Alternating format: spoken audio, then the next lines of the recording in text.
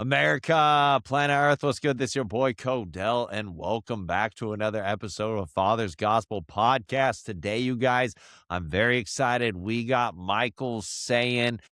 Michael, am I saying your last name Yeah, correctly? yeah, yep. Okay, excellent, excellent. I thought I was, but I wanted to make sure. Um, you guys, today I'm very excited to have Michael on the show. First off, Michael, thank you.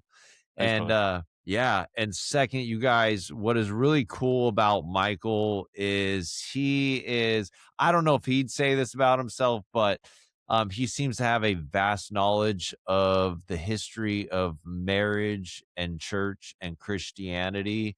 And, he sent me a bunch of, information, that he has researched, and, it's absolutely fascinating.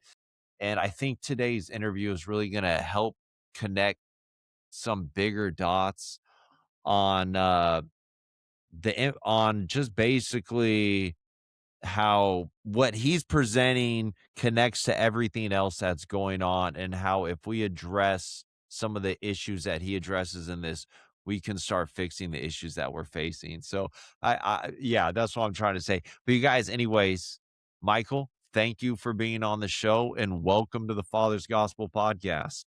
Thanks, brother. Yeah, yeah, yeah. So, where do we want to start? Because we got a slideshow. So, Yeah, yeah. I threw Cordell. I hope I'm saying that right. Yes, sir. A quick little slideshow. I wrote a book on marriage, divorce, or remarriage, contracts and covenants. So I went to Bible college, and my mom was married and divorced twice, Okay. and divorced, finally divorced again. And I didn't really had barely any relationship with my dad. And the stepfather didn't believe in monogamous marriages, so that was this is his ordeal. But the so it was pretty crazy. So when I went to Bible college and I started reading the Bible for the first time. Now, when I went to Bible college, I didn't know the difference between the New Testament and Old Testament. I didn't know any of that stuff. I came from a Catholic background, and I just heard of a Calvary Chapel Bible College on the like the radio, and I was interested. And Catholicism, you don't really have that chance to really read the Bible or talk with other people. So I just joined a college. I just joined a college, absolutely knowing nothing. So that had me when we started reading passages about marriage, divorce, or remarriage. Obviously, that kind of hit home, and that was kind of my study during that time and my focus during that time of what's right on marriage, divorce, or remarriage. What does God say? What's the right thing? Eventually I think after I was done for the first year, I ran into a girl and wanted to marry her. She was married before and had two kids. And I was starting to just, I thought it was okay to marry her because she was on the worship team, and, the pastors never said anything, and we got engaged. But then God told me, I was like, as my friends who my brother and so forth who live with me, they're really Bible thumpers, they're great guys. They came and said, you can't marry it, you can't marry this divorced woman. And I was like, well, what are you talking about? Kind of thing. And so I was like, so I started studying the Bible, and it's very confusing. And so I prayed for the God for wisdom. And I told God, if he ever showed me the truth of marriage, divorce, or remarriage, I'd share it with the world, because I, even going through Bible college, simply just couldn't get the doctrine right. I couldn't understand it. And our church's idea on the doctrine was, hey, every man for himself, whatever you believe. This is what we believe a little bit, but hey, we realize that, we might be wrong, and, it's up for interpretation. But however, when it comes to pre-trib and post-millennial, and when it comes to all the other doctrines and women preaching in the pulpit, they knew exactly for sure what the Bible said. But when it came to divorce or marriage, they were a little bit clueless on it, and they didn't really teach it, and they didn't really focus Right. on it. So yeah, that kind of led me into a deep study where I was just absolutely, for the past probably 30 years, just absolutely focused on trying to learn the truth of marriage, divorce, remarriage, like nothing like ever before.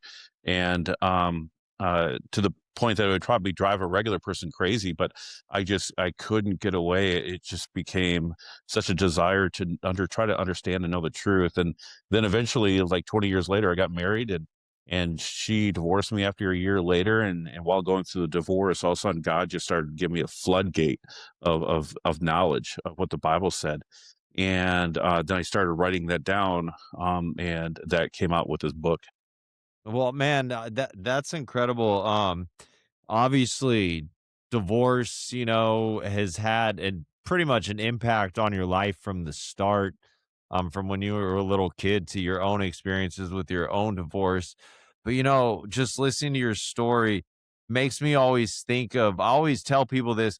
I truly believe we are living in a time right now where God is just calling on his people to basically rise up and get more vocal and really get in the game and start fighting back. And I just man, what you're doing really resonates with me, and that's just one heck of a rabbit hole to go down for 20 years, and I definitely understand that. I haven't gone down that particular rabbit hole, but I'm definitely one of those guys that man, the rabbit hole. I'm definitely down that rabbit hole. So, yeah, Yeah, no, and I was saying earlier, right before we got started, is that people who are really inspired in this, red pill, manosphere, man's rights, women's rights, child's rights, divorce, remarriage, reform, court reform. They have been so impacted one way or another.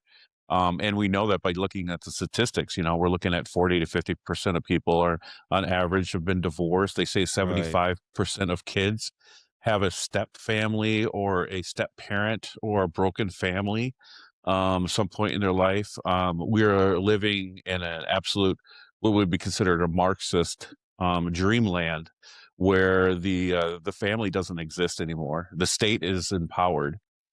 Our children are sent to public education for the first time in past 150 years, and now they're teaching our kids, and now parents are considered domestic terrorists if we teach our kids that homosexuality and transgender and guys going to the girls bathroom is wrong. And so now Right. we're the enemy of the state. Well, and it's crazy because when I was reading through your slideshow and all the information you sent me, it, I, it probably sounds ridiculous to a lot of people because I'm always harping on this, but I forgot the particular case, and you're probably going to know it off the top of your head. I hope you do. There was a ruling in 1966. And it's just like every time I'm following this trail of to where all this destruction really started kicking into high gear of the families, it always leads back to the 60s.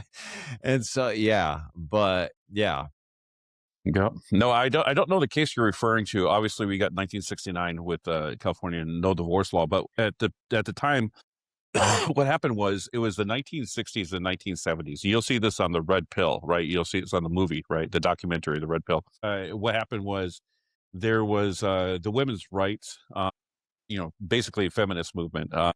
National Organization of Women and the women's suffrage movement, they weren't giving a lot of play at this time, right? We have Leave It to Beaver and other TV shows, and we have a strengthening of the family unit. We have the man was able to provide enough income for his entire family.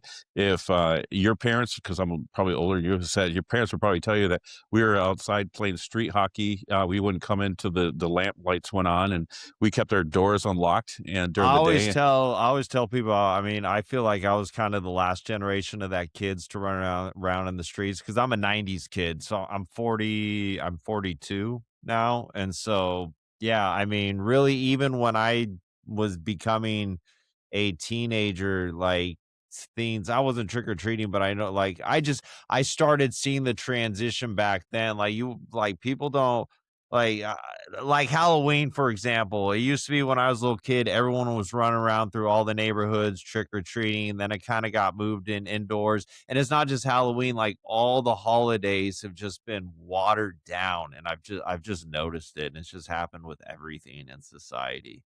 Yeah, it's a complete change. And so then we had the internet coming at the exact same time, but it definitely was it's a spiritual movement. It seems that everything has kind of all the dominoes have kind of fell at once, and it's like like how in the world the society that we live in today, right? We call it clown world, upside down world.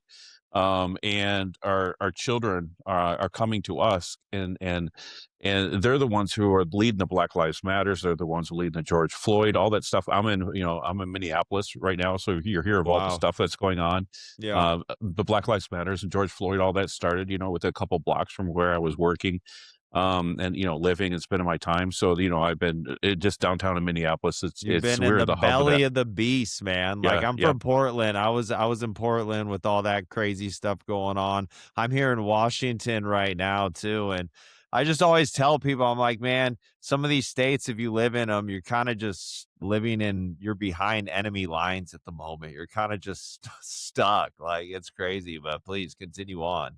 yeah. No, it's Jesus said, like you're talking earlier, is that where does he put a bright, where does he put the bright lights, right? He doesn't put it underneath the bed or put it underneath the basket, but he puts it on the top of the hill, right? Yeah. So for all to see, to be able to light the entire room and light the entire city.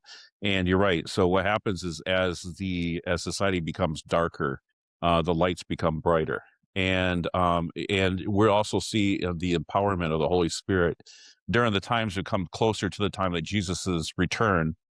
He actually mentions this, and that's how come when Jesus came, they were raising from the dead, and all the other things. But we're going to see a lot more spiritual gifts and wonders as the time of the end comes closer. Not only as things get darker, but the time that Jesus's second coming comes closer, and we're going to just see a light versus dark, and it's going to be, and we're Yes. starting to see that now. We're starting to see no longer is it liberals and conservatives, but it's right and wrong. Right. It's good and evil.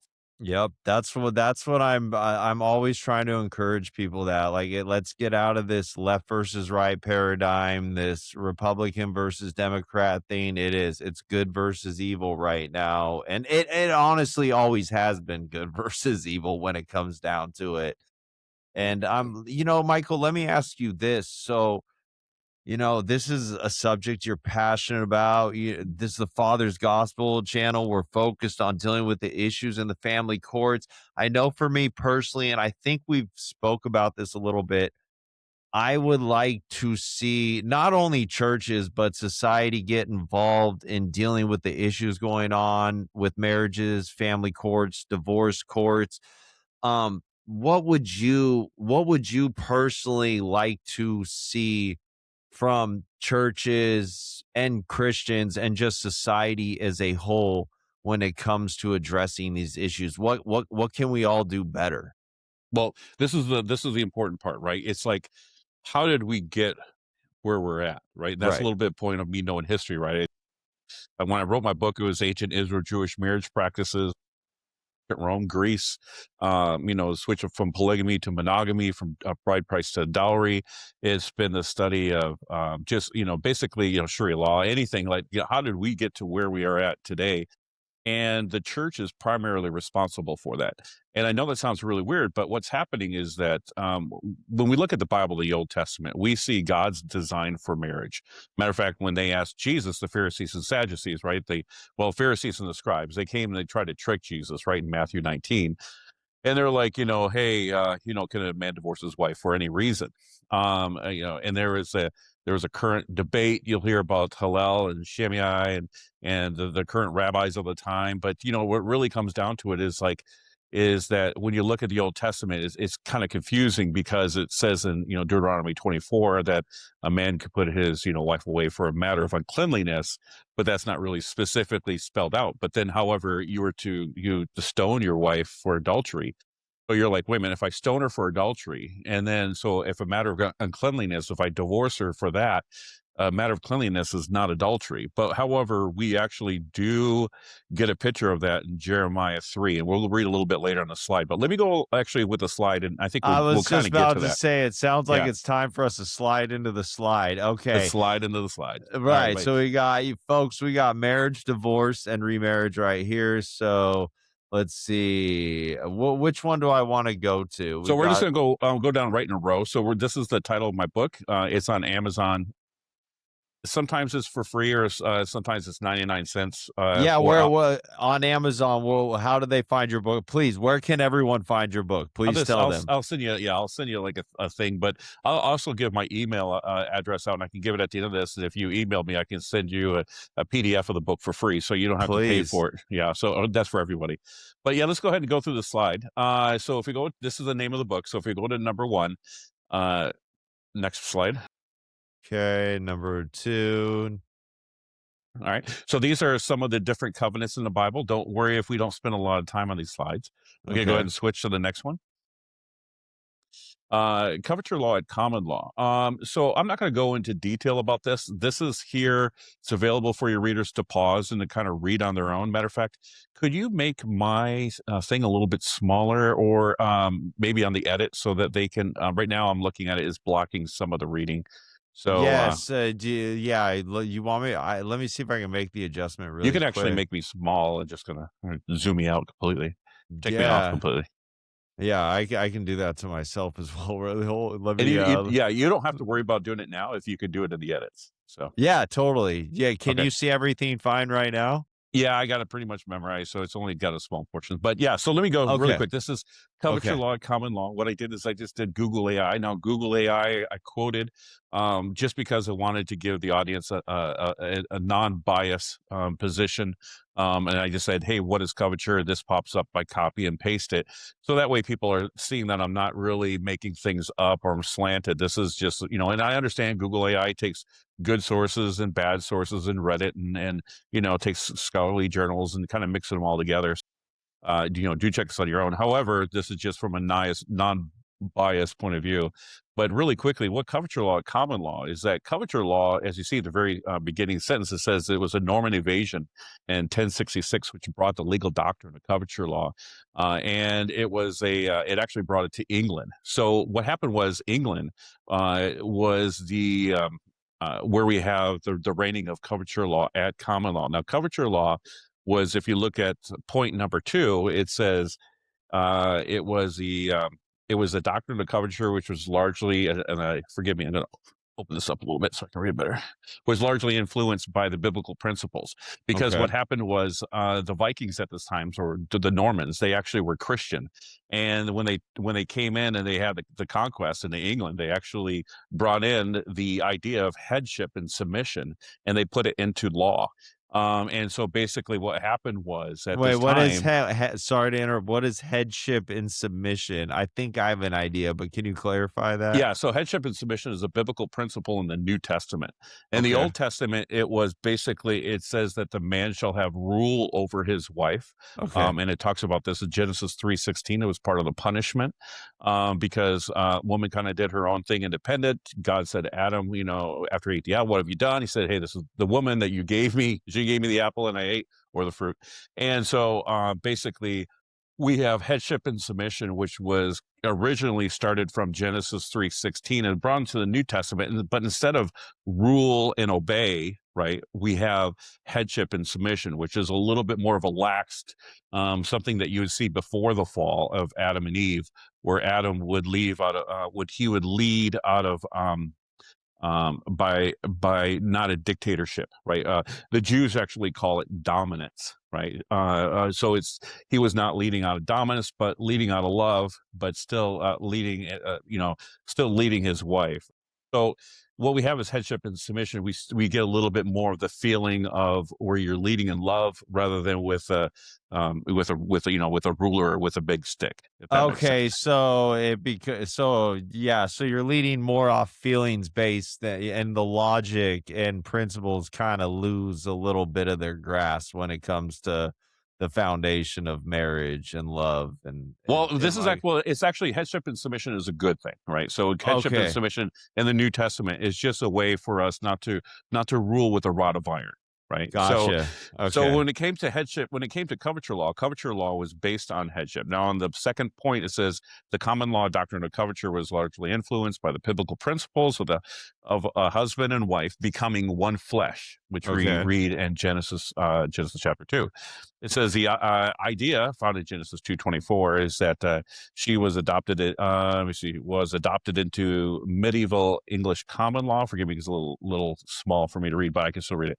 Was a foundational concept of the legal theory, which is behind coverture law. So basically, and then it was codified later into actually an actual like written law and around 1765 in England. And then when we as America, we adopted English law. So we Okay. actually had coverture law ruled the land from 1066 until 1857 in England, and it ruled the land in America from the very beginning of the early colonial periods all the way until 1848 at Seneca Falls, where the women got together and they said, "Hey, we want to focus on dismantling coverture law," because what coverture law said that the woman lost her legal identity. So she didn't she when she got married, she lost the legal identity and she became the legal identity of her husband. That means she Right. wasn't able to cash checks. She wasn't able to go to work without his permission. She wasn't able to be sued or to sue other people. She would not go to jail usually for committing a crime. The man was held responsible for all of her financial debts, actually for anyone in the house. So slaves, as well as children and the wife, he was held responsible for everything. So the women were not held independently responsible because they didn't have legal independence at that time. And because that, their constitutional rights were very limited as well. The women, married women, especially the rebellious married women, they did not like that. So they pushed against coverture law because they wanted to do something more of equality, right? This is the feminist movement. This is where it starts in 1848 in Seneca Falls. So if you want to go ahead, you'll read that in the very last point. It says the Seneca Falls Convention in 1848 directly targeted coverture, which eventually they did. And so in 1066, we actually have the United States Supreme Court said that made the decision that the coverture law is considered obsolete. Sorry, in 1966. Sorry, That 1966. Yes, that's the case I was trying to think of Yeah. when I was reading through your information. Yeah. And so correct me if I'm wrong, but what it sounds like you're saying is we need to go back to coverture law when it comes to marriage and divorce and all this stuff. Am I correct? Yes, but the problem Okay. is that when we gave women the right to vote, Right. that sealed our grave because as long as women have the right to vote, women are never going to give up their freedoms. And so and that was, and so I'm when they not got, laughing at you. yeah, I I mean, know. I agree with what you're saying. It's just, yeah, yeah. So what happens is it's confusing to a lot of men on your show who are going to court for custody and going through a divorce. They hear from other people that children were the property rights of the father. Children were property of the father. Well, that was Right. true under coverture law. They were under property rights of the father, and so they were even after. And women usually couldn't file for divorce, and they were never given legal custody until around 1850, where we adopted something called the tender years doctrine from England, which said that the woman during the weaning of the child from basically birth to about 4 years old. That it was a human rights issue. One of the women, Carolyn Norton, went to Parliament, complained that, hey, if men are divorcing us, we have these infant children and they can't breastfeed kids, right? So they were like, hey, it's a women's, there's a human right issue that, hey, if we have a small child, even if there's divorce, please at least let us have the kids for the first 4 years of their life until they're weaned. And then after the wean, we'll give them back to the father for 100% custody. Yeah. Parliament agreed to that. However, that 4 years old changed to 7, and then it changed to 9, and then eventually changed to 16. And so under status quo. So basically, the women were able to get full 100% custody of children from 1848 or 1850 on, even though children were considered the property of the father, not property of the So mother. this started in 1850 in England or over here? Both at the same time. So it Both was of the same. Jeez, man. 1857 under the Matrimonial Clause Act of Okay. 1857 in England, where the jurisdiction of divorce was taken away from the ecclesiastical courts and given to the courts of equity So in England. this war on family and fatherhood, because that's what I call it. His base has been going on. I mean, it's always been going on, but it's been going on for the last what? That's 130 years or something like that. I mean, or am I just Oh, yeah, way off on my math? 170, under 7 years? 170, man. Yeah. Wow. I mean, I know I knew this one back, but I didn't realize this started even that far back. Wow, dude, that's incredible Yeah, information so you right wouldn't there. Yeah, so you're gonna talk to Stephen Baskerville soon, God bless that everything works out well with that. But he'll talk about the welfare state. And so what happened was the welfare state became popular at the exact same time. So we have 1850, we have Seneca Falls, we have the Tender Years Doctrine, we have the Parents Partray Doctrine that's now becoming popular, saying that children were taken away from parents under like a juvenile court system.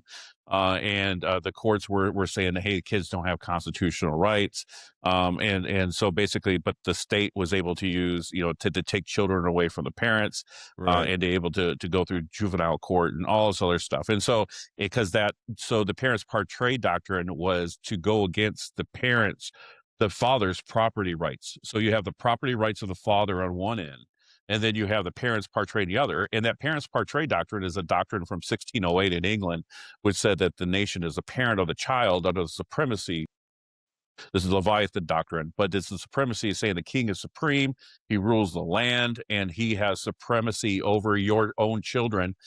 And so we basically adopted that dubious doctrine, and we created juvenile courts. And then 1917, we created family court through that parents part trade doctrine. Wait, 1970 or 17? 17. So 1917, I think what happened was it became kind of popular through all the states. We had a few states before that that had created like a family court. But yeah, it became really official from what I've heard is And 1917. do you know who were kind of the main people behind pushing that forward? Well, it's the same people, right? It's a welfare state, and you'll hear about this from Stephen Baskerville. So Okay. it was the people who wanted to fight against the rights of the father, because the property rights of father under coverture law has been dead set in law for practice in the stare decisis, right? Under for like almost 1,000 years, right? 800 years, 900 years. And the state needed they needed some legal doctrine to fight against the parents' property rights of the children. And so they created the parents part trade, or they adopted the parents part trade doctrine out of thin air from England. And then they created the courts of equity from England, which England actually The disbanded their courts of courts of equity. equity.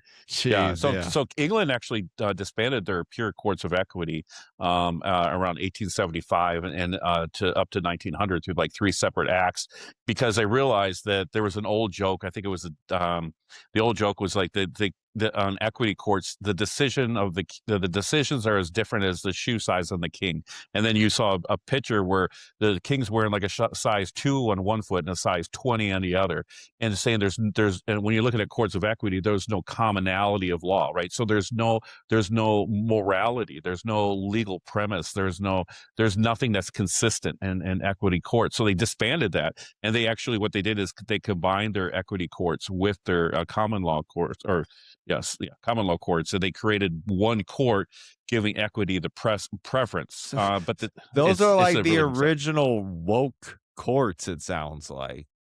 Yeah, well, no, well, see, what happened was originally, this is the great thing. So we had the common law courts that were created in England called traveling courts.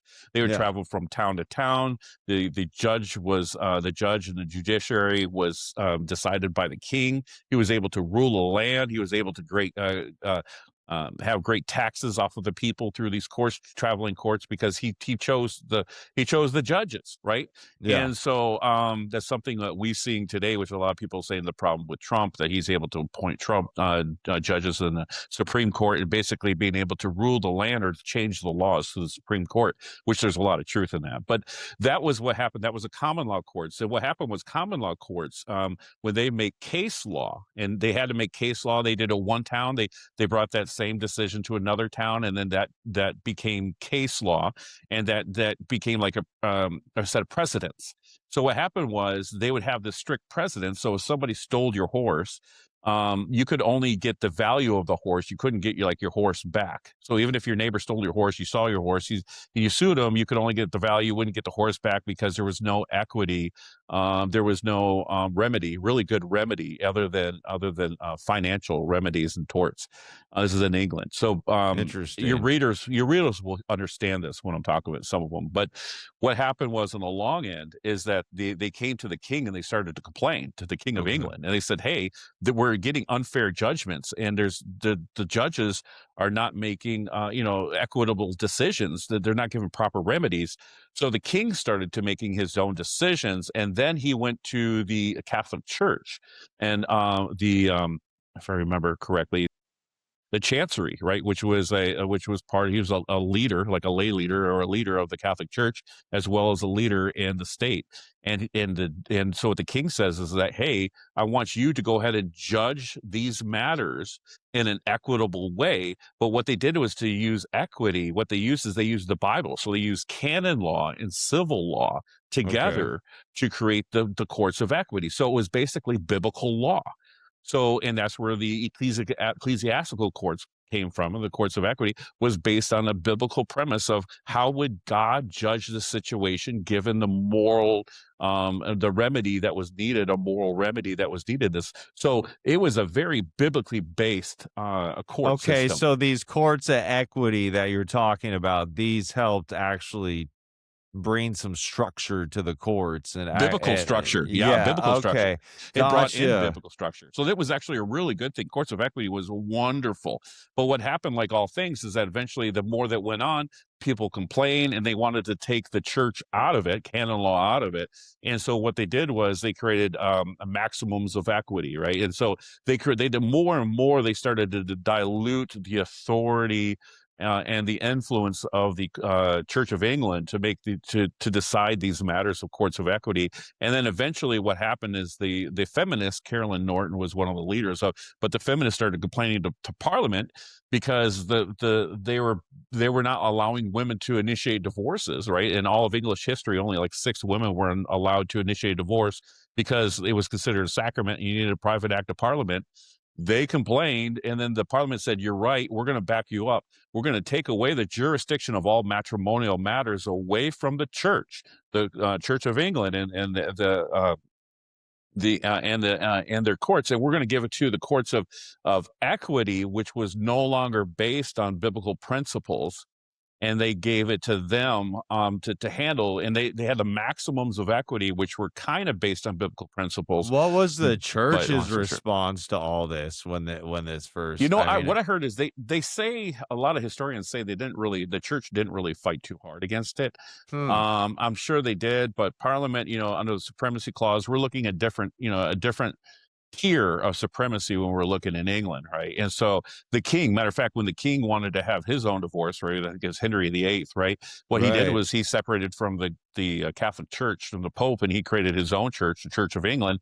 And then eventually, under supremacy, he claimed himself to be, leader, ruler, king of the church. So he actually gave himself supremacy over the church. Long story short, we adopted a lot of this. We adopted English law into the United States, Right. but because of this feminist act, which started in England and trickled into the United States in the 1850s, 1830s to 1850s, this is where we started to lose the family unit and the authority of the father. Originally, so we'll go ahead and go to the next slide. We'll talk about the authority of the father. Yeah, let's do it. All right. Okay, this is actually interesting. So this is back in early Roman law. Okay. The Romans were very patriarchal. They did not allow women to originally to divorce at all. This is before the New Testament. And then what happened was they took over Greece.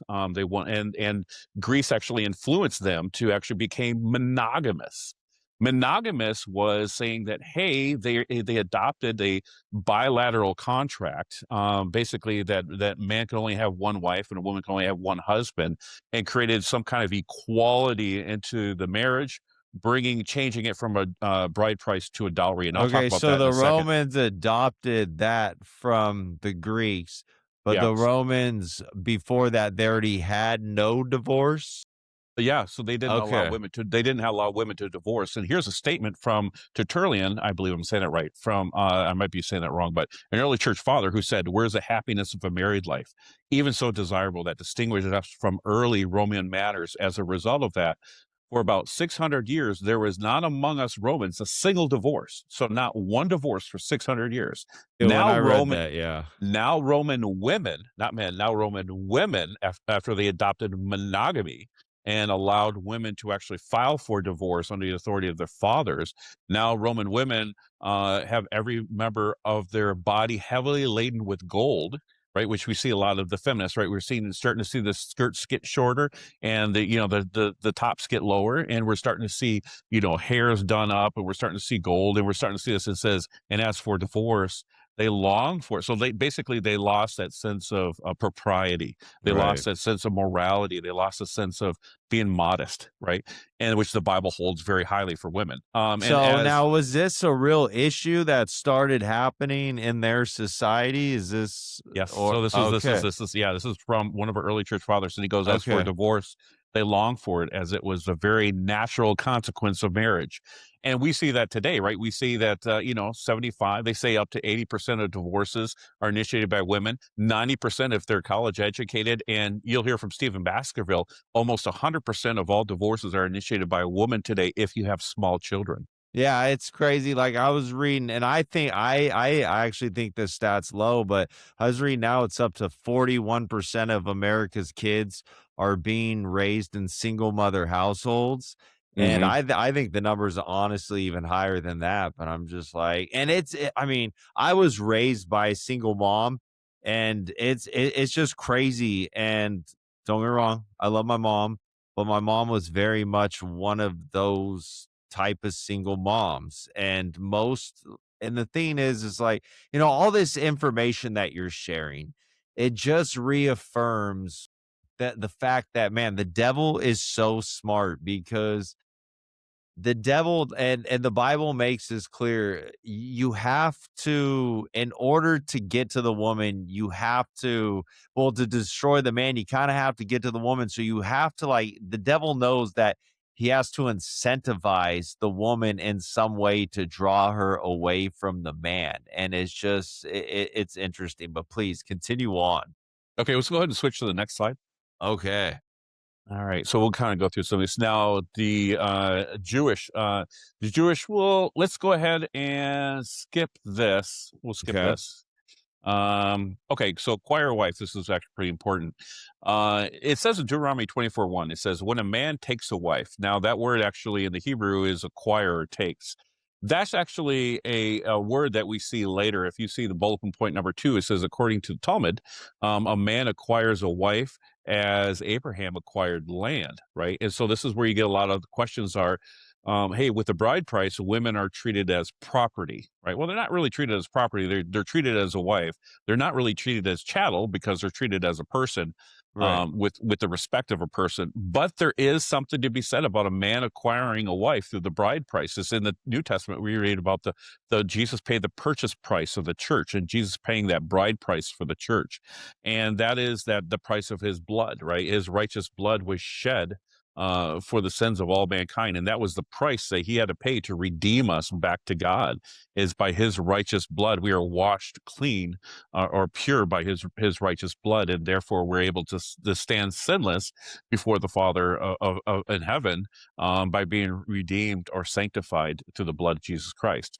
But yeah, so there is something to be said about a man being acquired by a bride price. And a lot of nations, they're fearful of that word bride price, right? They call it, well, bride wealth, or they try to change it, or they don't like it because it sounds like you're buying a wife.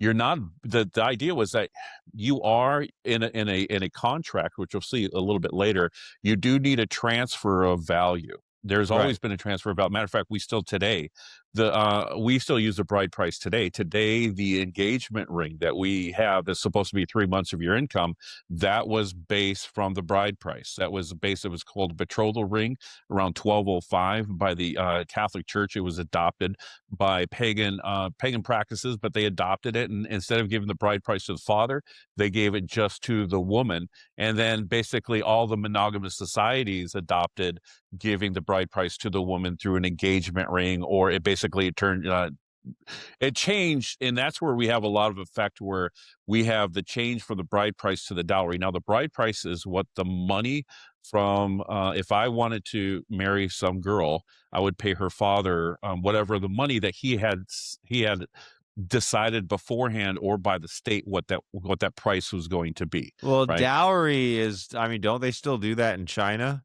They still do it in a few places, but they're also Yeah, still, it's illegal now in a few nations as well, because now there's a human rights movement, the women's movement, who are claiming that even dowry itself, because it is a transfer fund, even though she's paying, the woman and the woman's family paying the husband to marry her, because monogamy made the man, especially a high value man, more valuable because he can only have one woman.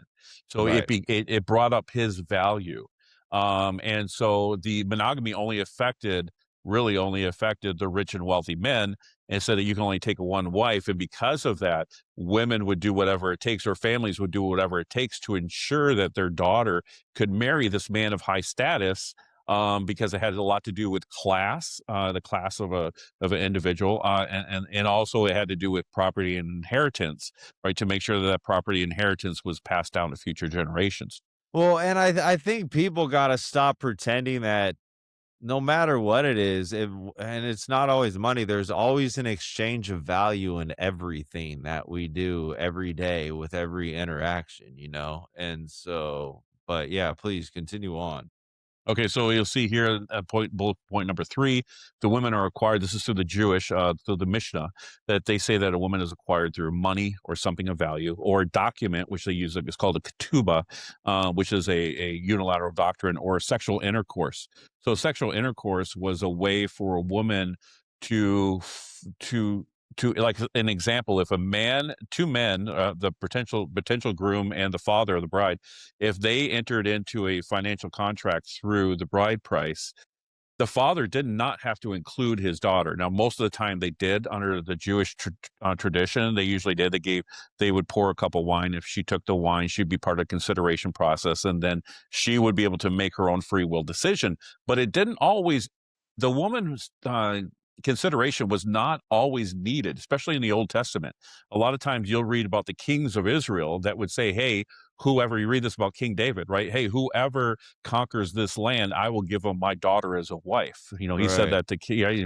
And King Saul said that to David, right? "Hey, if you bring me back the foreskins of 100 Philistines, then I will give you, my daughter Michael, I think it's actually pronounced, as a wife." Right? There was always and the woman didn't get a choice in the matter. Actually, it was her older sister that was promised. So women weren't really involved in the Old Testament, didn't really have, the father had complete authority. We see that also in Rome, where the older man was the one who had complete authority of his family. He was even able to sell his children into slavery if he wanted to.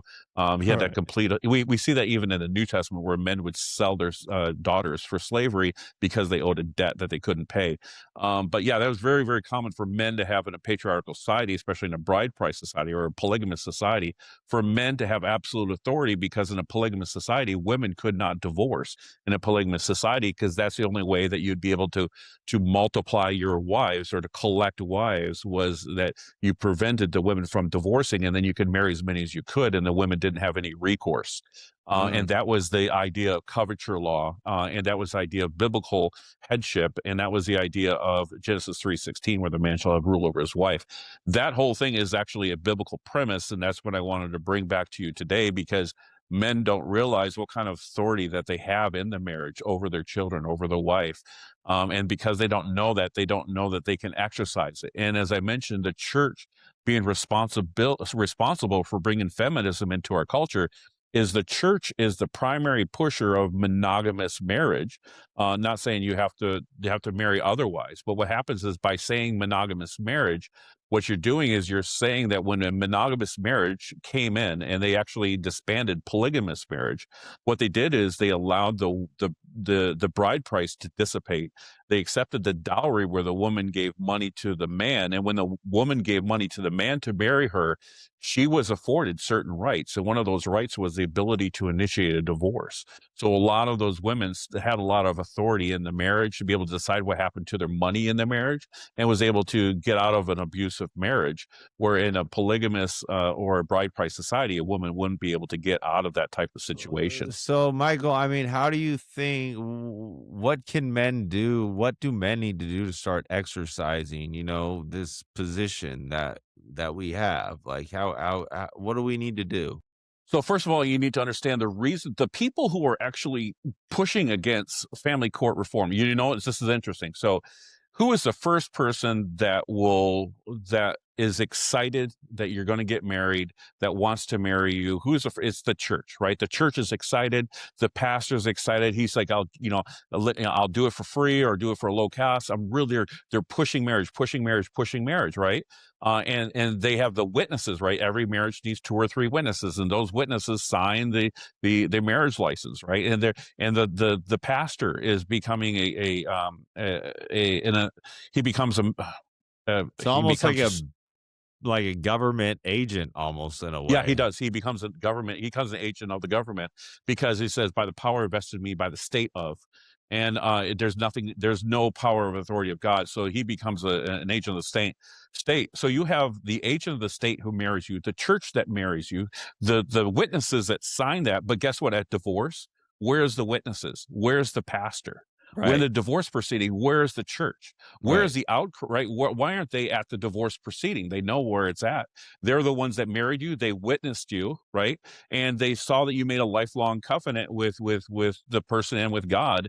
But where are they at the divorce trial? And they're not anywhere close to being there, right? Yeah. They would never even go, even if you asked them, right? They would be like, oh, I don't know whose side is right and whose side. Well, because they don't understand that women were never given the ability to initiate a divorce. The ability to initiate a divorce was only given to the man in the Old Testament, and that didn't change in the New Testament. Matter of fact, in Corinthians, 1 Corinthians 7, you will, first of all, in the gospel accounts, you will never see that the exception clause was written just for the man in Matthew 19:9, and that was because it was talking about Jewish law. But then when you get into 1 Corinthians, when it's talking about a church in Greece, mixture of Jew and Gentiles, right?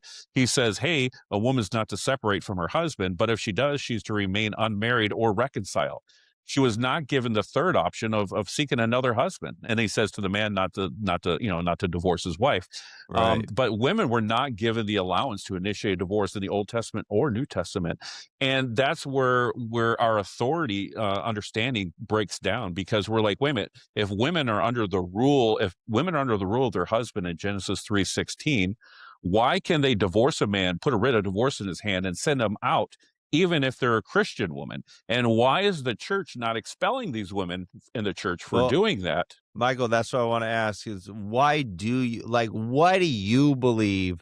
I have my reasons on why I believe the churches aren't addressing these issues, but why do you believe the churches aren't addressing these issues? Well, because they can't, because the reason why is there are proponents of what's called monogamy. Monogamy is a bilateral marriage contract. Go ahead and switch the slide. I think we might even get into it. Okay, so let me go ahead and get to this and I'll answer that question. So there's a difference between a contract and a covenant, right? We have covenantal marriages in the Old Testament.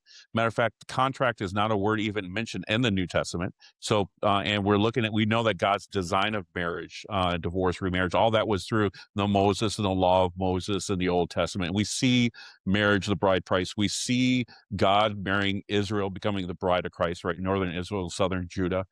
We see that whole thing in the Old Testament. So we understand the foundation of a marriage and the design of marriage. But what happens, we don't see the word contract. We only see the word covenant. The reason why is Right. Contract is a temporary agreement, this for that. If I buy your house, I give you certain money, boom, once that's done, we're out, we're finished. The idea of a contract is to get out of the contract as soon as you can, right? To be able to sell a car, right? We're not looking at anything lifelong contracts, right? So covenant is lifelong. It's a permanent, it's a change of status or relationship. It's a blood, it's actually a blood covenant. And I'll explain this later. So it's considered for life. If you want to Yeah. slip the Well, slide. and yeah, but like contract, and I don't necessarily mean this in a negative way, but like the difference between contract and covenant is contract, it's soulless versus covenant, yeah, but blood Yeah, and life. the life is in the blood, right? So it Right. is, right? So we have a covenant, it's a change of status. You're changing your relationship with this person forever. Now, there's two different types of contracts. This is what we practice. We'll look at actually contracts because there's a lot of similarities between contracts and covenants. But to really understand covenants, it's kind of a good idea to understand the similarities and differences between covenants and contracts. So in contract law, we have two types of covenants.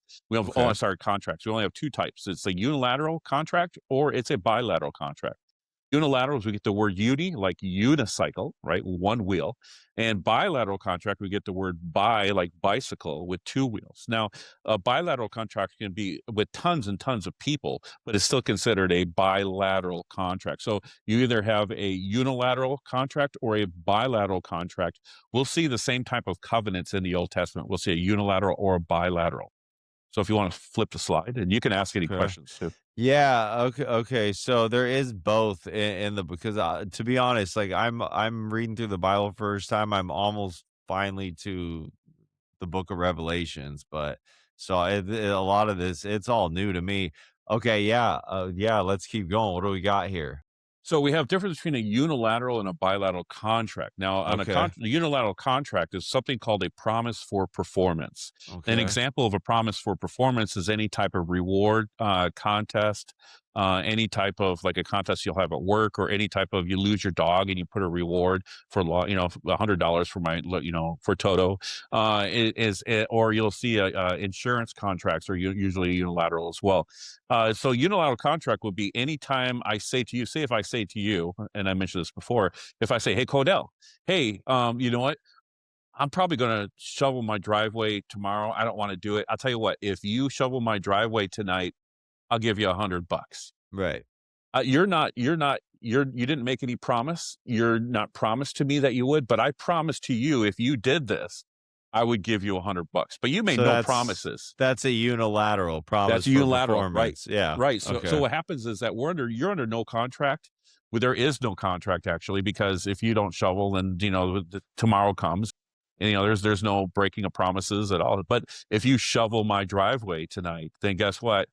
We are now in a contract according to the judiciary system or the court system, and I owe you $100. And if I don't pay you that $100, I'm on a breach of contract. You can take me to court and sue me, and you will win for breach of contract. So the unilateral contract called promise for performance. That's what it's called. It really should be performance for promise, because you're basically performing, and then after the performance, the other person, is promised. So marriage, I'm a little confused, but I think you wanna go the unilateral contract for Right. So marriage? O marriages under the bride price were considered unilateral contracts. Matter of fact, Okay. the Jewish contract called a ketubah, which they practiced since the first century, the time of Jesus, even till today, considered a unilateral contract. Only the husband and two kosher witnesses signed that contract.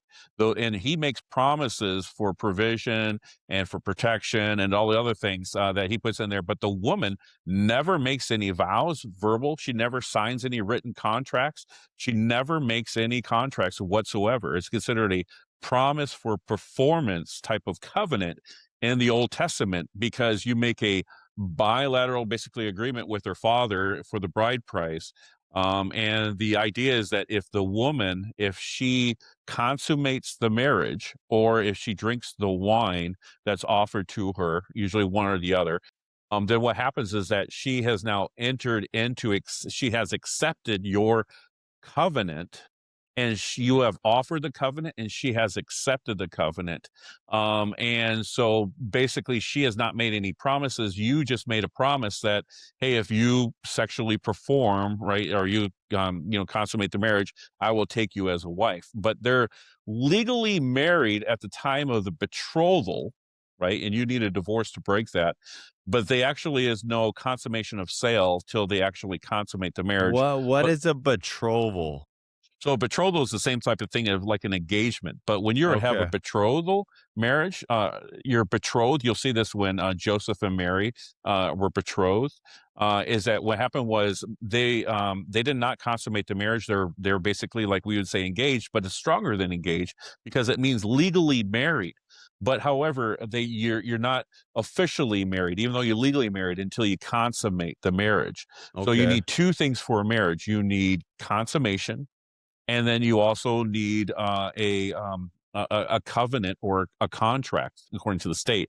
You'll need both of those things to be able to have a marriage. Just because you sleep with a girl doesn't make her your wife, right? So what happens is that you have to make that covenantal promise, or what we have is a marriage contract in law. And then once that's done, and then you consummate the marriage, then you're considered officially married at that point. But Mm, under the Jewish understanding of the law, and as far as contract law is concerned, marriage with the bride price is considered unilateral because only the man makes the promise. The woman is under the submission of the husband. So he's under promise, she's under submission. She cannot initiate a divorce. Matter of fact, let's go ahead and go back a few slides, okay. and I'll go ahead and show you. This is from a an author, a Jewish author, who actually explains this So concept. again, so Back a few more. you're saying unilateral over bilateral for Yeah. marriage. Yep. Keep Okay. on going back to the very beginning. I think it was like right there. Up, right. Go back. Can you Or go back back one one more? more. Okay. Yeah. No, I'm sorry. Forward two. Sorry about Forward that. two. Yeah, right there. So it Okay. says that if we look here, it says that this is from a Jewish author. This is his explaining of the unilateral marriage. He says, I'm not going to try to pronounce his names. He says the legal, this is according to their understanding, their commentary. It says the legal religious status of a married woman. This is from the book of the source. It says, due to the nature of a kiddushin, or which is the betrothal, it says, as a unilateral acquisition of the woman, a married woman is always at a legal disadvantage in reference to her personal freedoms because the man unilaterally acquires the woman. Only he can release her through divorce. So this is according to the Jewish understanding. This is still for the understanding for today in the state of Israel. Only men can initiate divorce, and it's always been that way. And women are cannot initiate divorce without the husband's permission. Okay, so let me ask you this, because I'm so is there, like, in this structure right here, was there ever any exceptions, to the extreme No, examples? No. no. Okay. And So that's it's and that's what strictly makes it right. And that's really important because when it said that the in Genesis 3:16 that the woman shall desire a husband to have her husband, that husband, but however the husband he desires shall rule over her. Is that's that rule is that once he married her, he had rule. And we see the word rule in the where the sun rules over the day and the moon rules over the night. We see that in and I think it's Genesis chapter 2 or Genesis chapter 1. And we see that it means complete authority, right? Complete authority. Just like slaves were not able to free themselves. In the same way, wives were not able to initiate divorces at all, according to the Jewish law. And the only way a woman was given or the ability to initiate a divorce is if she was a slave woman that you forced her to marry her. You as a slave, she was a slave, and you forced that slave to marry you.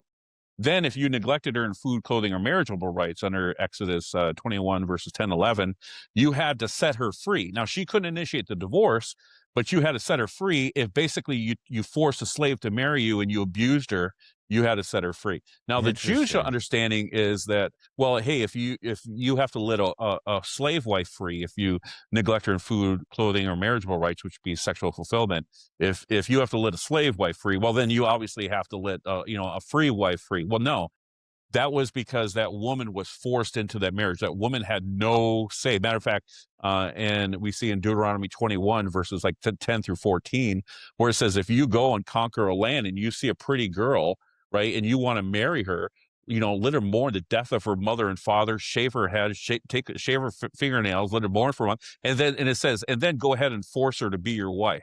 And then it says, if she doesn't please you, right? Not if you don't please her, if she doesn't please you, you can set her free, but you can't resell her for pay. That's Okay. that's in our Bible, right? So we see like ISIS doing kind of stuff. But so the women really had absolute no authority, and that's really the authority structure in the New Testament as well. That never changed. Jesus did not come here to liberate women to give them the right to divorce their husbands. Right. Jesus came to be able to tell men, stop, being bitter towards your wife, love your wife as Christ loved the church. But if he's abusive or neglectful, it doesn't give her the right to file divorce. She has to stick into it. And same with the man. Now the man has the freedom or the allowance under the law of Moses to put his wife out, to give her a certificate of divorce, a writ of divorce, called the Jews called a get a divorce, if she was basically there was sexual immorality or fornication. Right. It's not really clear, right? Where we get the word fornication or sexual morality in the New Testament is from the word uh, uh, like from the word pornography, right? Where we get the word, I think it's porno, but then we get the pornography. That's where we get that word from. So that word that's and it's in the classical Greek. But in a long story short, the man, only if the woman violated the one flesh commitment, the performance for the marriage, was the man able to put her away and marry another person. But besides that, he had to stick in there, right? We don't see anywhere abuse mentioned anywhere in the New Testament, Old Testament, for giving a man or a woman freedom for divorce. But that is really what the main reason, right, that women use today is that, that he was abusive to me and he abused me and he, you know, Yes, yes. I mean, yeah. No, I'm not. I won't get deep into my story, but I mean, I'm almost 8 years into my custody case, and it's just all false accusations, never one bit of evidence, and yes, exactly what you're talking about. It's a madhouse. So go ahead and go back to the slide that we were originally at, if you don't mind. Okay, let's see. And then I'll probably end here on the slides pretty quick. Let me see here. Next one. Okay, so we have right there. Oops, go back. So right here we have formation of a contract, right? For every contract, there has to be a formation, right? There has to be an offer, there has to be an acceptance, and there has to be consideration, right? You can't force her, it can't be under duress, you can't force her under gunpoint. This is for a contract. Now, covenant is different. A covenant is for blood. So once a covenant is made, you really can't go back on that. You can't go ahead and void out a contract because somebody tricked you. Right. Because it was blood, it was done, right? So it was blood for blood. But yeah, as far as so there had to be, as far as contract law, there has to be mutual consideration, basically a mutual benefit, meeting of the minds. There has to be basically, what you're getting, and you're basically getting something of value, almost equal value. So that would formulate a contract.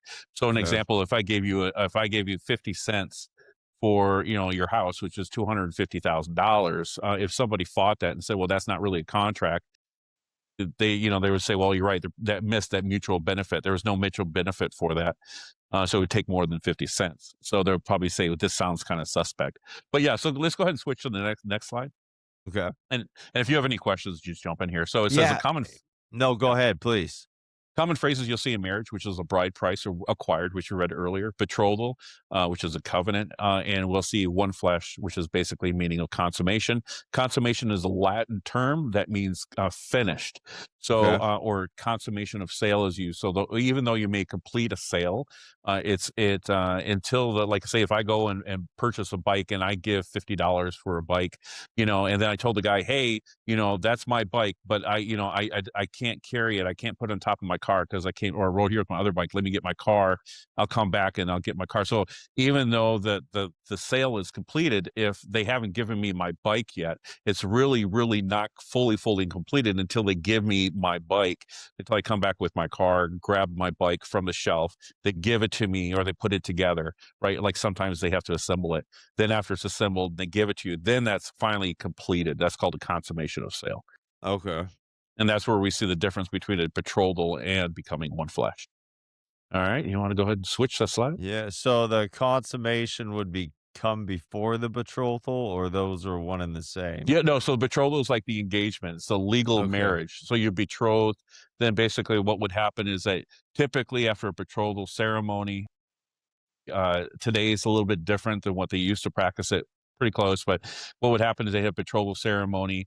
The man would go back to his father's house. He would go prepare a room for her, or an addition to the house, which you hear okay, about Jesus Christ, right? Jesus Christ says we are the church is betrothed to him. We're not fully married yet. There hasn't been a consummation yet. So Jesus says, I go from you guys and I go and I make a house, right? And I make it, and he's making it basically like a house. And when I make that house, I'll come back and then I'll bring you back to the marriage supper of the Lamb.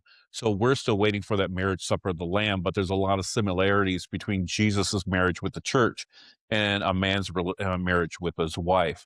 But so you have the betrothal where we are legally married. We're under the covenant of Christ right now. However, we haven't entered into his home, his dwelling, until after the marriage supper of the Lamb, when he raptures us, brings us into heaven, and it says, and then we will become one with the Father as him and the Father are one. So we'll right. all become one with Jesus. That's the consummation. Dude, yeah, wow.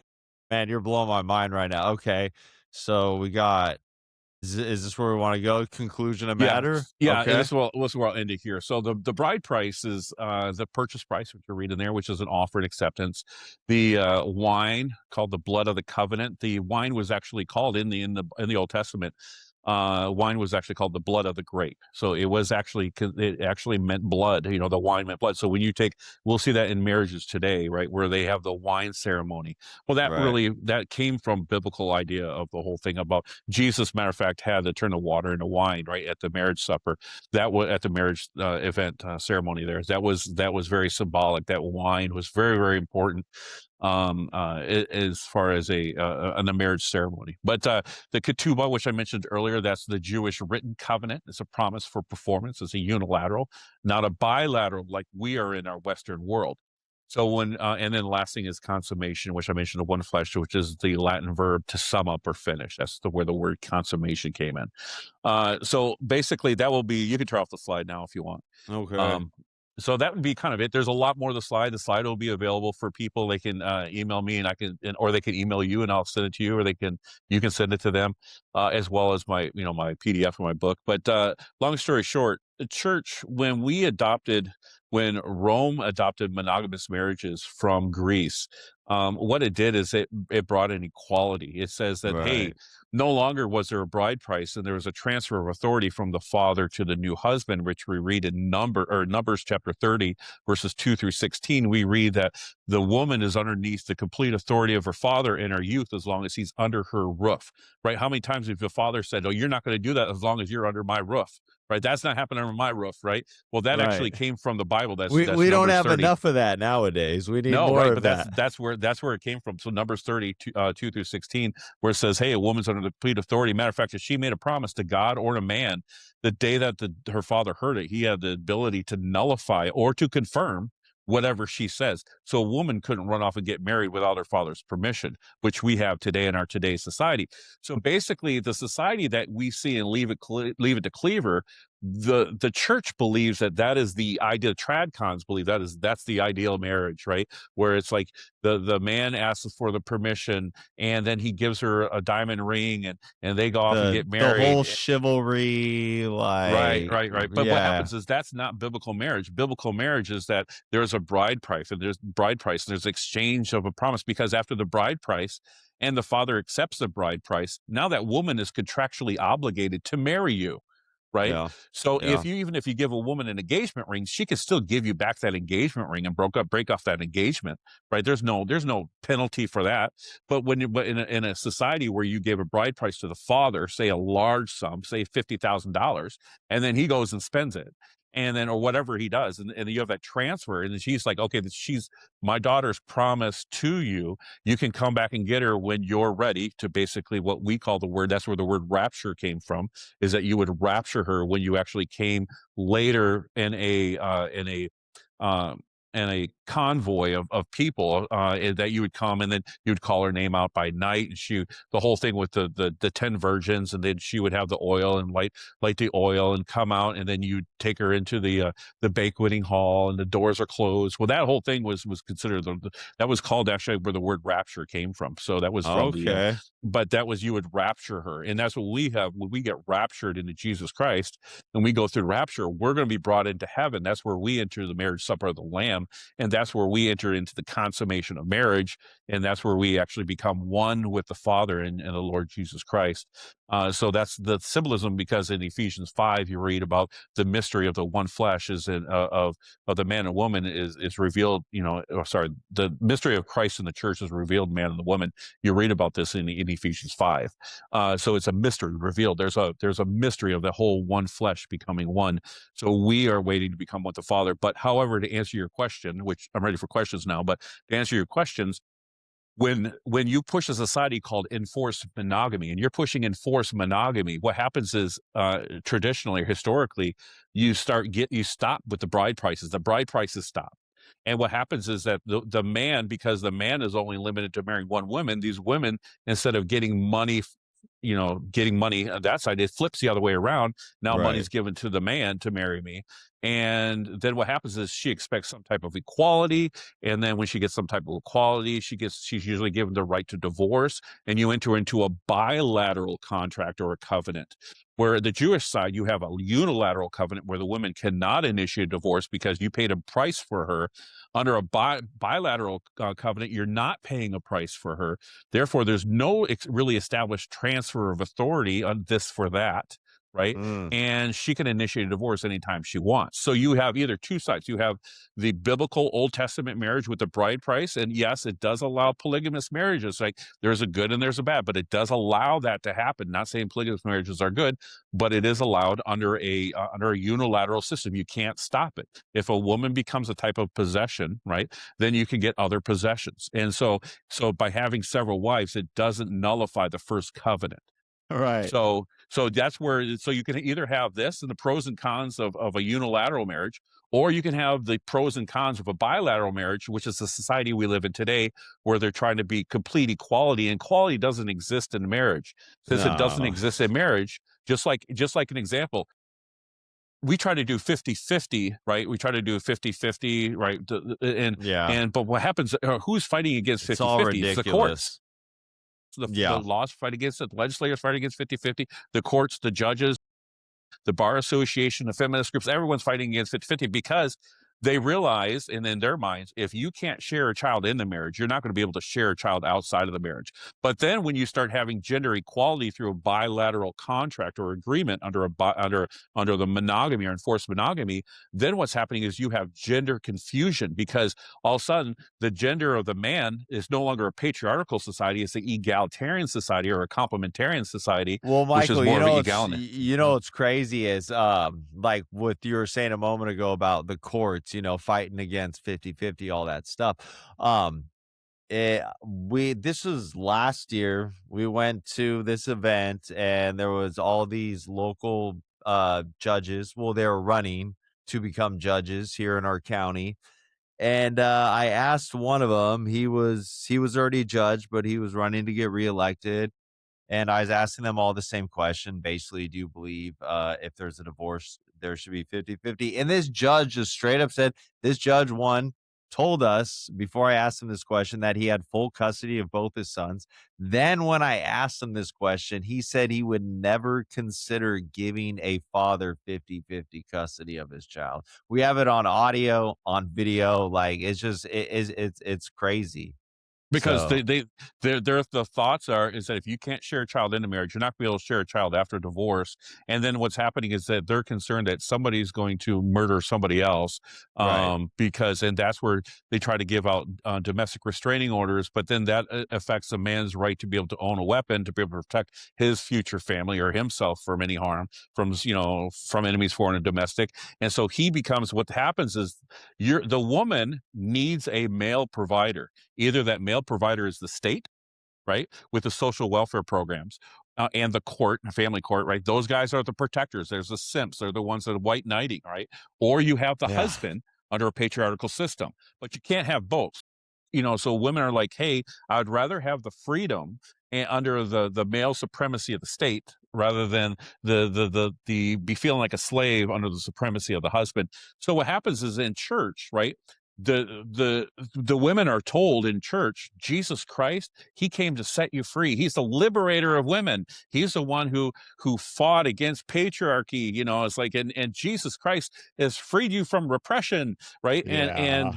And so what happens is that the church becomes the white knights of these Yep. divorcing women, and then you have in your church you have a woman who's divorcing her husband who is dating a boyfriend in the same church, or goes to a different church, and that church pastor doesn't tell the other church pastor what's going on, and then you have just people hopping churches, and it's a big mess, and so it's not going. There's no there's supposed to be church discipline, right? There's no church discipline with people who, when they're going through a divorce, they either stay in the church and they try to separate services and sit on one side of the pew and the other one sits the other side, or they go to a different church. But you can't say, hey, if this type of behavior is not allowed in heaven, why do we think it's allowed in our churches? But we're Right. allowing it in our churches, right? We're Yeah. allowing this crazy clown world in our churches. By our pastors are allowing it, not the men, not the, it's the pastors, and the pastors are the ones. Matter of fact,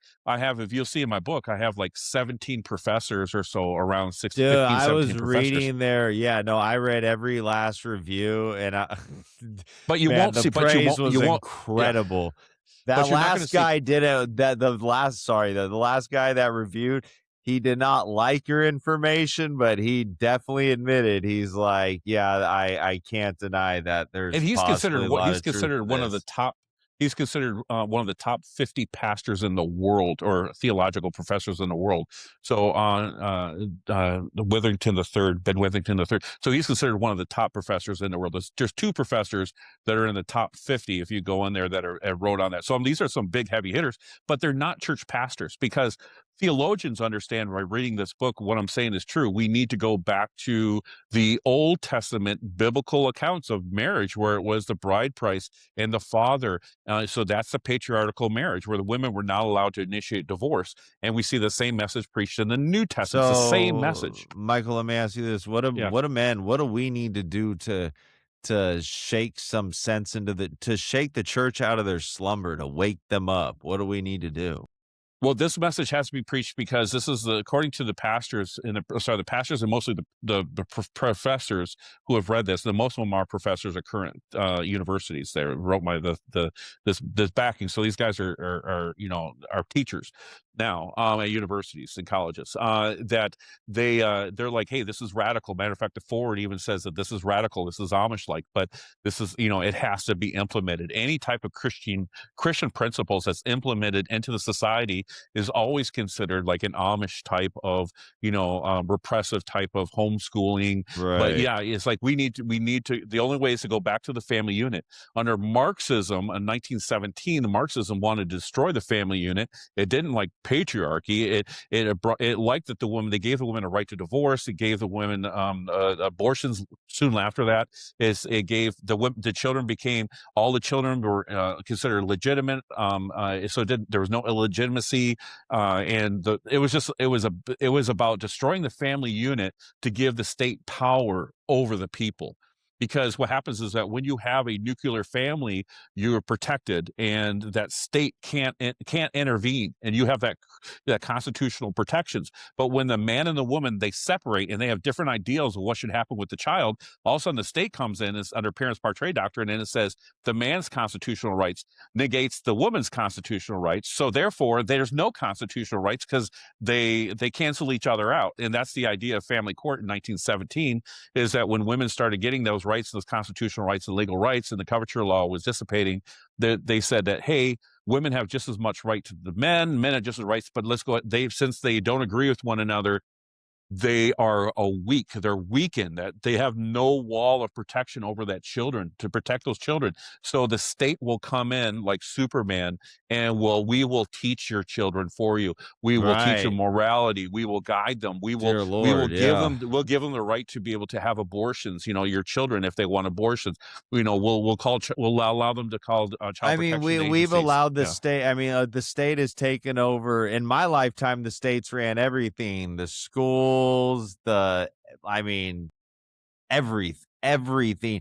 For some reason, just our culture got it in their heads that it's a good idea to get all our solutions through the government. And I'm just like, I don't understand this. And that all started in 1850, right? 1850, and then you have the 14th Amendment soon after that, and then the women trying to use the 14th Amendment, and then 1920, we have the women getting the right to vote, and so they're having equal governances because you can still lead the people through voting because you lead who to vote for. And so, as a matter of fact, we see married women, they vote Republican. Single women, Right. what do they do? Almost all of them vote Democratic, liberal Democrats, right? And Yeah. so we have they are it's so when you talk to Stephen Baskerville, he'll tell you more about the welfare state. But all this started in the 1815, early 1900s when we left coverture law, when men were no longer considered rulers of their house, when children were no longer under property rights, where women were no longer considered with no legal status until the Women's Property Act of 1870 and around the 1850s. That actually gave called the Married Women's Property Act. That in the 1850s around, that's where the women started to dismantling coverture because they was saying, hey, women could own their own property and they could have their own jobs. And all that started was around the 1850s. So all this started just because that men in power gave women the Right. ability to start making It's choices. it's still men in power. That's what It's still men in power. that's what men need to realize is that it's powerful men, and there's a very tiny little group of powerful women, but it's powerful men No, it's powerful men. manipulating, Yeah, pulling all these puppet strings, and men, that's right. we need to realize this. And I wanna ask you this because I don't know if this is something you've ever thought of, but, again, like, I'm always trying to connect dots, and I don't to me, this is very obvious. You know, churches, they're very passionate, and I get it. I'm 100% on board. The one subject that they don't seem to hesitate about speaking up against is abortion.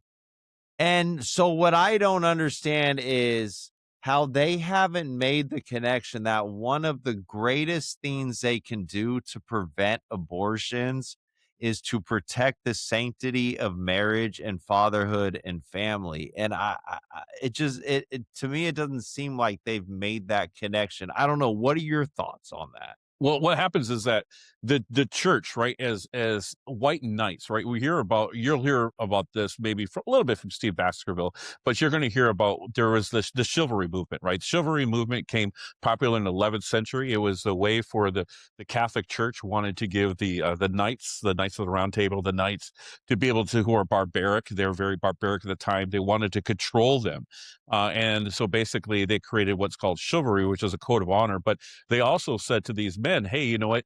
They didn't really want them to be raping the women and getting married. So what they would tell them to do is they told them to start having like mental adulterous affairs with these princesses. And this is where you see, but so it's all based on like adulterous love. But then you also have coverture law, which at the same, or sorry, you have um, uh, um, one second. You have, oh, I just forgot the name. It's in the 12th century in the south of France. Starts with a C. Not coverture. I'll remember it later. But basically, we have that was called. It was a worship of women. There was a separate Christian Catholic group that started to Christians that actually started worshiping women, and then they started to use song and poems, and then basically the Catholic Church went against them, fought against them. But then the 17th and 18th century, under Romanticism, right during the Romantic and era, what happened is that we adopted chivalry, which is the white knighting, and then we adopted courtly love. We adopt those. That's the word. We adopted those principles back into the principle. And what happened when we adopted those again in the 17th and 18th century? the dowry, which is the exchange of value, went away as well. And we have individuals start making decisions on who I'm going to marry based on love, So not each based of on those, the parents. those are like, each one is, each of those 3 steps is an elevation of worshiping women, basically. When Yes. you Yes. crazy, man. And now that's what the church does. The church has a worshiping women mentality, and where you always hear from pastors, right? Oh, I'm afraid that if I talk something bad about the women, he'll always kind of joke and they'll say, "Well, I expect to get emails from the women today," kind of thing, because they're I know, afraid of yes, women, right? right. But Yes, like, my better half. When I hear my better half or just, "Yes, dear, happy wife, happy life," I'm just like, "Just be quiet. Don't even talk."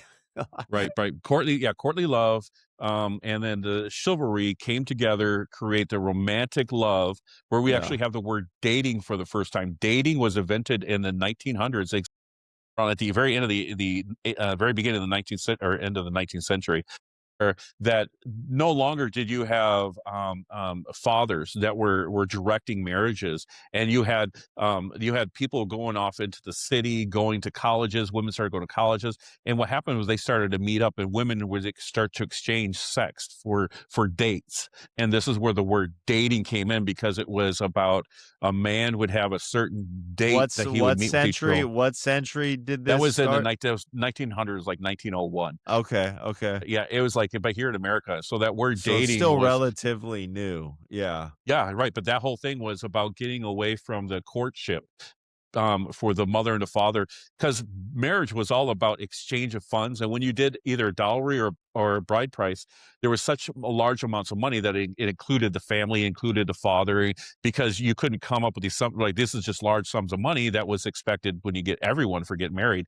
But when romantic love came in, the dowry system and the bride price went away. People started making decisions based on their own independent choices. They did away with obeying the father. As a matter of fact, today, right, we lost the sense of, if you're a young man and you see a girl you like, you should ask the father for permission to date his daughter. Is You don't just date her and then say ask permission to marry her, right? But you should ask permission to actually date her. But all that was, and that was for courting. But all that courting went away when romantic love came in. But romantic love was a mixture of courtly love, white knighting. But the reason why is the church has adopted the white knight courtly love model and the worship of women and the fear of women, right? They have adopted that Yes. model. And so what Yes. happens is the church pastors, right, they're trying to please the women.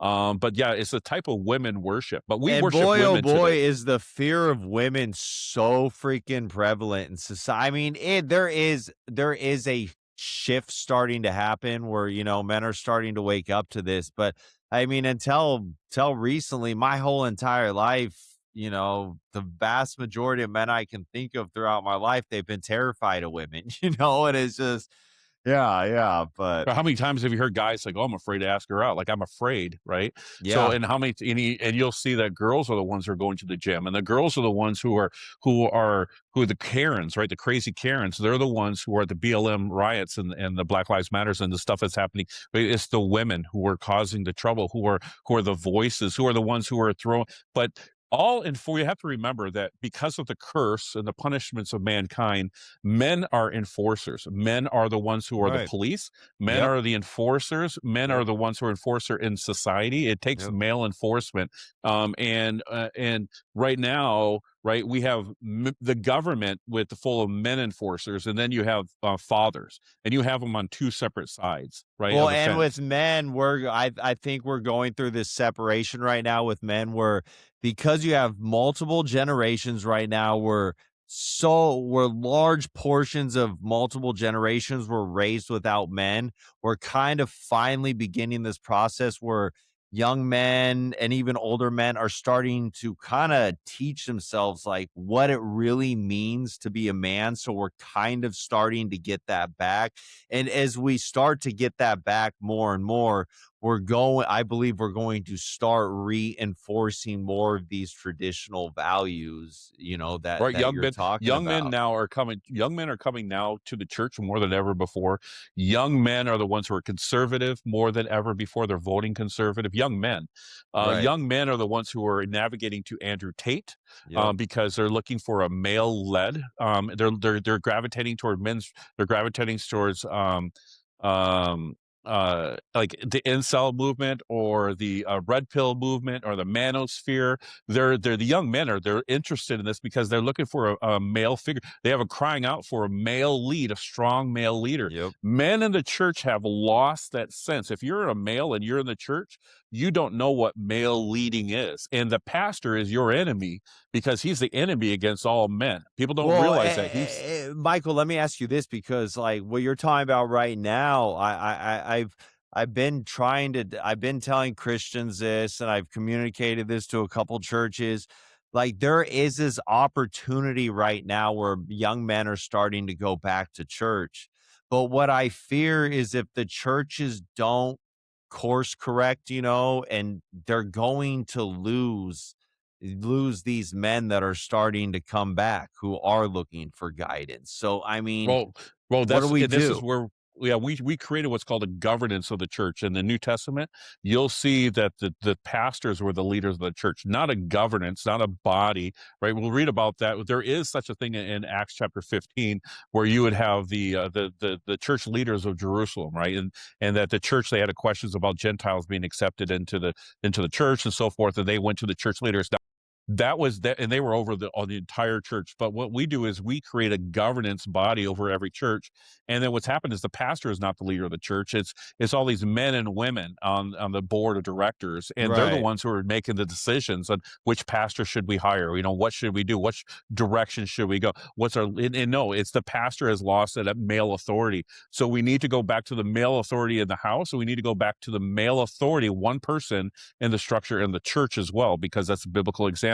We need to get away from this mentality that more is better when it comes to governance, because then we leave the whole male leading, and we go to more of a democratic where it's both men and women, because women have to be represented in a democratic decisions. We have to have women in the Supreme Court because we have to have Right. women, right? There has to so but yeah, so we have to make so matter of fact, courts, I believe that even jurors, and so I believe that they were all male for a time. The women couldn't serve on juries for a long period of time up till the early 1900s. So yeah, it's like because men need to make those decisions. But for us, the problem with the church is that the pastors are what's they're called white knighting. They're when a woman says abuse, she says divorce, she says I'm not happy, I'm out of love. These pastors come in and they save her, they protect her from this abusive man. Well, pastors, there's no such thing as marriage counseling in the New Testament. That doesn't exist. Marriage counseling is it will kill your marriage. Stay away from marriage counseling. Marriage counseling became popular first time in Germany in Yes. 1920, and then it came popular in the United States in 1930, and then under J.E. Adams under Continental Counseling in 1960. This is all brand new. So marriage counseling is the death to any marriage because you're having a pastor. Because you'll never see in the New Testament where it says the structure is husband, wife, pastor. You always say Well, husband, wife, God, and Jesus. and with counseling, I 100% agree with you. And it gets worse every year because the field is becoming more and more dominated by female counselors. And Absolutely. like, I don't hate women, but they're just more susceptible to neuroticism and all these other bad behaviors. From the Bible to all these other ancient texts, it makes it quite clear about the nature of men and women. And so we've been in, like you're talking about, since the 1850s. I mean, we've just been in this weird 150-year time period or whatever, where we're constantly trying to deny the natural order of things, the way God placed everything. And I And think that's where homosexual marriage and transgenderism came in, because when you started to say that men and women are not there's no difference in gender there. Then all of a sudden, well, then what's the difference if a man marries a man? Then what happens if a man dresses like a woman and a woman dresses like a man and they get married? And then you have transgenderism and all. But that's all called gender confusion, is based because the man's no longer doing man roles and the women's never no longer doing women's roles, because men under Jewish interpretation are supposed to not only lead the family, but they're supposed to lead the church, society, and all governance. It's supposed to be male led. All authority should be man. Man should never bend his knee to a woman in any capacity. Right. So employment or otherwise, it's like you really shouldn't be in a position where a male is bending a knee to a woman, because then like we read, and a lot of people say, well, that's extreme. Well, that's what the Bible says. So matter of fact, when we look at It's not extreme though, too, because it's our responsibility as men. We have to protect women from themselves. Like, yes, right. Well, the whole thing of Queen Vashti, that's what I was thinking. Queen Vashti, yeah. right?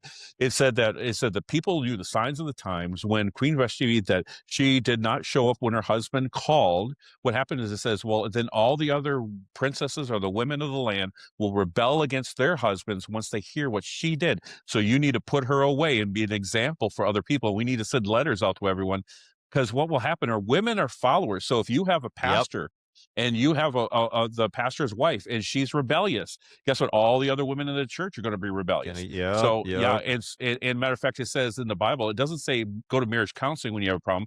It says have the older men teach younger men, and then it says about being protecting your doctrines, and it says the older women teaching younger women how to love your husbands, love your children, chaste homemakers, be a good rapport, so the word of God is not blasphemed among unbelievers.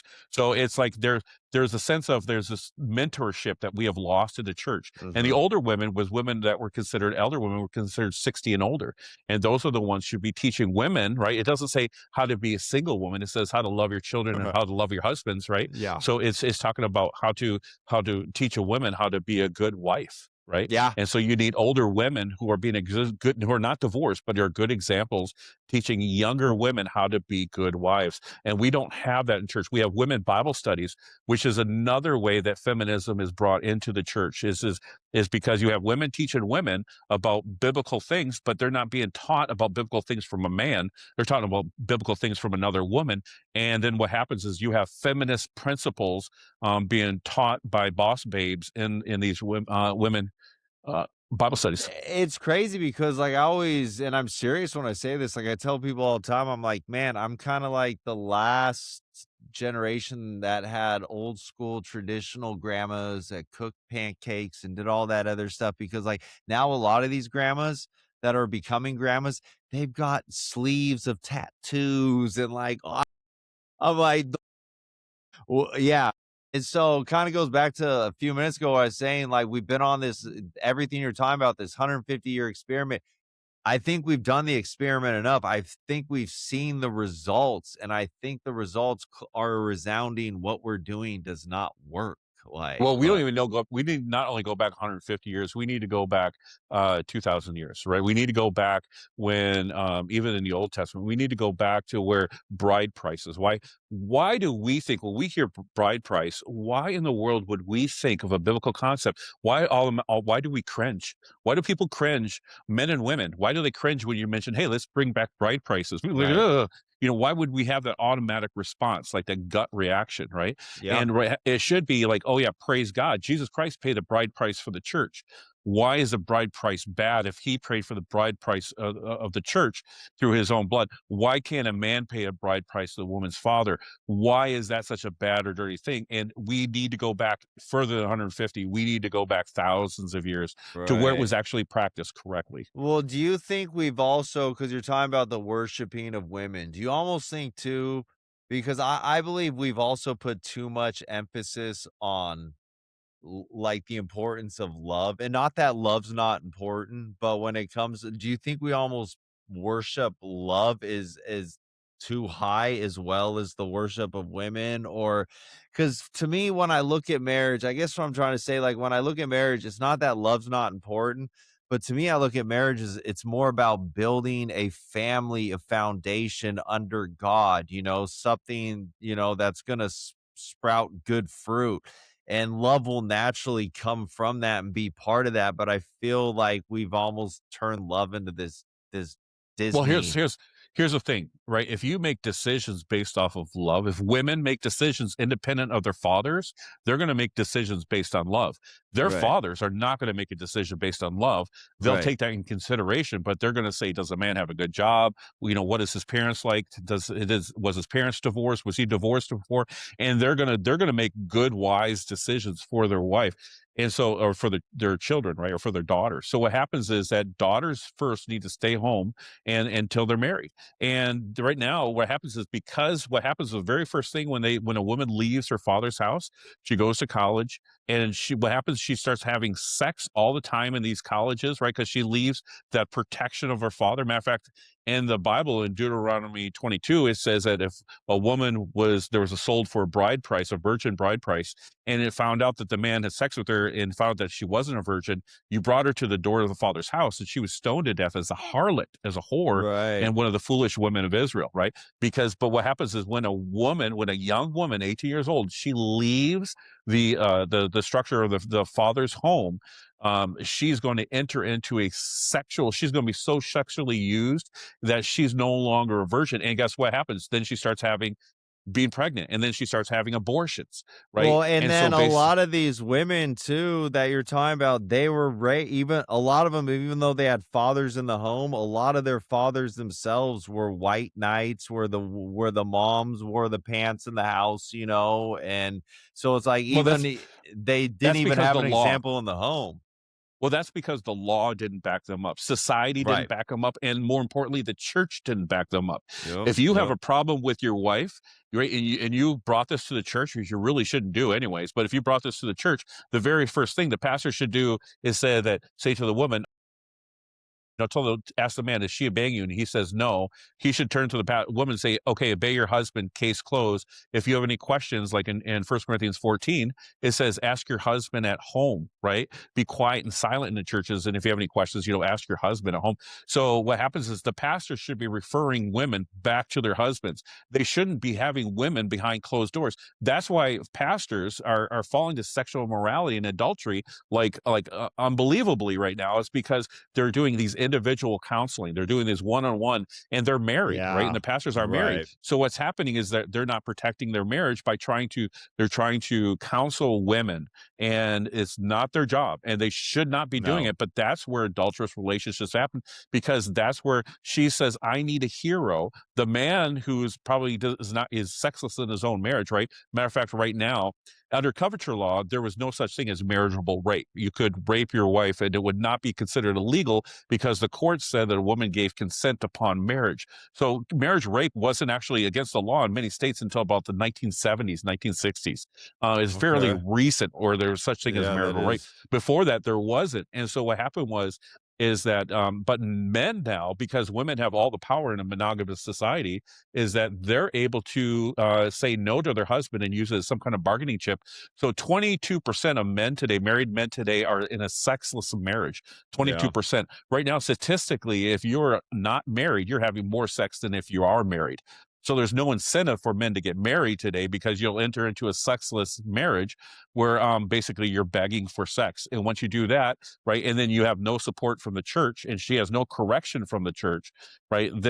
But yeah, the churches will do once in a while. They'll be like once a year, they'll do something on headship and submission. Once a year, they'll do something on divorce or remarriage, but they are not doing what the biblical things are doing. They're not teaching a true patriarchal message. They're teaching a complementary. Matter of fact, complementarianism really is not a word in itself. It was a word that was coined by John Piper and Grudem, and they coined that word because they didn't want to use patriarchy, because the women in 1969 were Oh, Lord. using patriarchy as a form of propaganda, and so they adopted the word complementarian. But complementarianism, I went to John Piper's college, a lot of his college, and I asked him, what does complementarianism mean? What does that mean?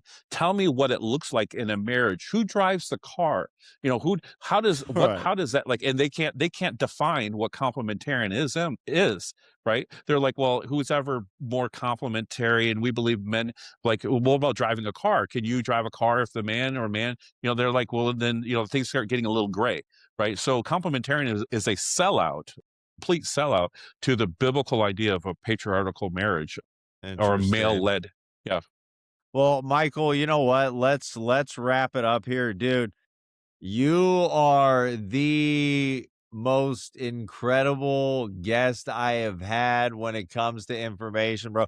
I appreciate you. You've absolutely I appreciate blown it. my mind like a million times tonight. And yeah, thank you, dude, for coming on the Thank you, show. brother. Yeah, and I definitely want to get you back on the show. Please do. Yeah, and before we get out of here, man, do you mind exiting us out with a prayer? Yeah. Oh, why don't you do? I started to send you start us out. Okay. Okay. Yeah. Yeah. Let's do it. Okay. Dear Heavenly Father, I want to thank you for just connecting me with Michael and so many other incredible individuals around this nation right now and around the world as well. I know that you are calling on us in this incredible time to do incredible things. And I know that sometimes, very often, I'm stressed out, but God, I am absolutely honored and I feel blessed to be alive during this time. And I'm just excited to help do my part to just serve and hopefully help change things for the better. So thank you for connecting me with Michael and everyone else. And yeah, God, we love you and we appreciate you. So yeah, in the name of the Father, the Son, the Holy Spirit. Yahshua, Yahweh, Lord Jesus Yeah. Christ. Amen. Amen. Yeah. Amen. Amen. Amen, brother. Well, Michael, thank you, dude. And Thank you, buddy. where can I'm gonna have links you guys We'll send in you the links. Yeah. description box, but where can people find your book and all that good stuff? Where You can can people look at right find now you if on you look at social media? yeah, they can find me on Amazon. If they Okay. look on YouTube, they see like they'll see a couple of things that I spoke on, and but yeah, if they want the copy of the book, that you have my email, or if they want to buy it, they can get it. I think it's like really cheap. It's like $10 for the hardback and 99 cents Okay. for it's on Amazon. You just look up my name, Sayen, Michael Sayen. Okay. Or if not, if they just email me, I'll love to send them a PDF for Well, free and help I them out. encourage you guys to buy the book, and I'm gonna have an Amazon link in the video so you guys can get that book because it's yeah, I mean this Michael's got incredible information. So I'm sure your guys' minds have been blown as much as mine. But anyways, Michael, thank you so much, man. Let's stay God in bless you, bro. touch. And yeah, Yeah. we'll talk soon, my friend. God bless. Thank you for your time, bro. God bless you. Bye.